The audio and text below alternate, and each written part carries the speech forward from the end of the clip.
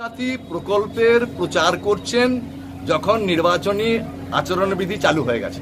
এটা সম্পূর্ণরূপে বেআইনি।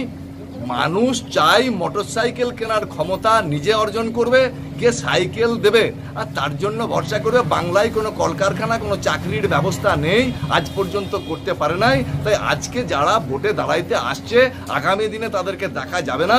বিগত দিনে অনুপম হাজরা জেতার পরে মানুষের সঙ্গে যোগাযোগ রাখেনি, মানুষের কাজ করেনি। তাই মানুষ এই তৃণমূলের এমপিদের খুব ভালো করে চেনে। গোটা পশ্চিম বাংলায় তৃণমূলী এমপিদের কোনো মূল্য বা অধিকার পার্টির কাছে নেই। এরা পার্টির দলদাস, এদেরকে কুকুর ছাগলের মতো ব্যবহার করে এমপিদের। আর তার পরিণতি আমরা দেখেছি। এই এখানকার যিনি এমপি ছিলেন তিনি কোনো কাজ করেননি, মানুষ তাকে চেনে না। তাই আগামী দিনেও এই যারা জিতবে চলে যাবে, কোনো চিনবে না মানুষ। সেই জন্য মানুষও নির্ণয় নিয়ে নিয়েছে এই তৃণমূলের এমপিদেরকে ভোট দিয়ে তাদের ভোট নষ্ট করবেন না। বিকল্প একমাত্র বিজেপি, যারা ভারতবর্ষের কল্যাণ চায়, মানুষের কল্যাণ চায়। এবং মোদির নেতৃত্বে ভারতবর্ষের যে সরকার বিগত 5 বছর চলেছে, মানুষ বিভিন্ন প্রকল্পের সুবিধা ভোগ করেছে।